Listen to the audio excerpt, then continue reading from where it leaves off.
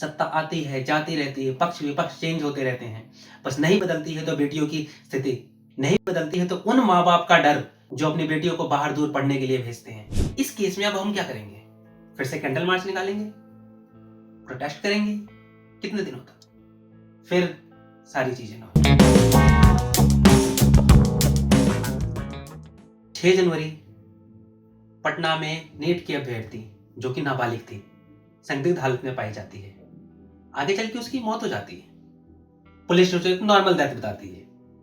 But लोगों के करे प्रोटेस्ट के बाद इस केस में यौन हिंसा की बात सामने आती है। पुलिस आखिरकार ये मानने को तैयार होती है कि इसमें यौन हिंसा की भी बात हो सकती है। लेकिन ये पहली बार तो नहीं हुआ। हमने ऐसी कई न्यूज आए दिन सुनते रहते हैं। आस पड़ोस में देखते भी होंगे, कैलेंडर पे डेट चेंज होती है लेकिन हालात नहीं। बट ये आवाजें आना बंद नहीं होती। इसका कारण क्या है? अक्सर जब भी ये चीजें होती हैं हम करंट गवर्नमेंट को दोष देते हैं, वहां पे जो प्रशासन होती है उसको दोष देते हैं। बट क्या यहीं तक ठीक है? ये प्रशासन की गलती है, गवर्नमेंट की गलती है। बट प्रशासन चेंज होती है, गवर्नमेंट चेंज होती है, हालात हमारे वहीं रहते हैं। इस केस में अब हम क्या करेंगे? फिर से कैंडल मार्च निकालेंगे? प्रोटेस्ट करेंगे? कितने दिनों तक? फिर सारी चीजें ना होगा। लेकिन कुछ दिन बाद फिर ऐसे ही आवाजें आएंगी, ऐसे ही न्यूज चैनलों का जमावड़ा लगेगा, हालात सेम होंगे। तो आखिर गलती किसकी है? क्या हम एज ए सोसाइटी फेल्ड हो रहे हैं? क्या हमारी सोसाइटी का कोई भी मॉरल फैब्रिक सही बचा है? अगर नहीं तो हमें इन चीखों की आदत डाल लेनी चाहिए। शायद कईयों ने डाल भी ली है। और अगर नहीं, अभी भी कुछ गुंजाइश है, तो फिर ये क्या है? रेप की थ्योरी ये है कि कोई भी कैसी भी दिमाग का आदमी रस्ते में जा रहा है, उसे खूबसूरत अगर लड़की दिखी, सुंदर, अति सुंदर, तो उसका ब्रेन है वो इधर वो विचलित हो सकता है, तो रेप हो सकता है।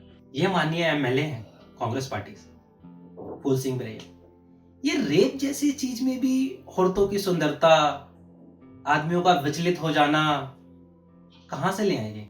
वैसे यही नहीं रुके। आदिवासी में कौन सी अति सुंदर स्त्री है? एससी की कौन सी अति सुंदर स्त्री है? मोस्ट ओबीसी में ऐसी स्त्रियां सुंदरियां हैं। क्यों होता है बलात्कार? उनके धर्म ग्रंथों में इस तरह की निर्देश दिए गए। तो ये लिखा है कि इस जाति के साथ सहवास करने पर ये तीर्थ का फल मिलेगा, इसके साथ ये सहवास करने पर फलाना तीर्थ का मिलेगा, इसको ये करेगा। आदिवासी, दलित, आई नो क्या क्या बोल गए हैं। ये अभी इन्होंने कौन से ग्रंथ पढ़ी है ऐसी जिसमें ऐसी चीजें लिखी गई हैं? ये कहना क्या चाह रहे हैं? कौन सी मानसिक बीमारी से पीड़ित है ऐसे लोग? आखिर ऐसे लोग जब संसद पहुंच रहे हैं, गलती किसकी है? हमारी कांग्रेस पार्टी की, सत्ता दल की, प्रशासन की? आखिर किसकी है गलती? मैं इस पे कांग्रेस आला कमान को देखना चाहता हूं कि वो ये छोटे मोटे एक्शन ना लें कि बयान से अपने आप को अलग कर लिया, रेप को जस्टिफाई नहीं किया जा सकता। ऐसे नेता ऐसे बयान देने के बाद अब तक आपकी पार्टी में कर क्या रहे हैं? वो पार्टी से निष्कासित क्यों नहीं हुए? प्लीज यहां पर कोई आके बीजेपी, कांग्रेस और आम आदमी पार्टी का ज्ञान ना दे। अभी कांग्रेस के नेता ने बोली है तो बात उन पे हो रही है। ऐसे लोग, ऐसी विचारधारा के लोग संसद पहुंच कैसे रहे हैं हमारे वोट से? अभी भी संसद में कहीं गुना ऐसे सांसद और ऐसे एमएलए पहुंचे हैं जिन पे जघन्य अपराधों के केस चल रहे हैं। लेकिन चुनाव वक्त आते ही हम सब भूल जाते हैं। किसको दोष दें अब हम? क्या हम उन माँ बाप को दोष दें जो अपने बेटियों को पंख फैलाने का मौका देते हैं, अपनी बेटियों को बाहर पढ़ने जाने का मौका देते हैं? क्या उन बेटियों से वो अधिकार छीन लेना चाहिए? सत्ता पक्ष को दोष देना, विपक्ष को दोष देना, प्रशासन को दोष देना, ये कोई पहलू नहीं रह गया।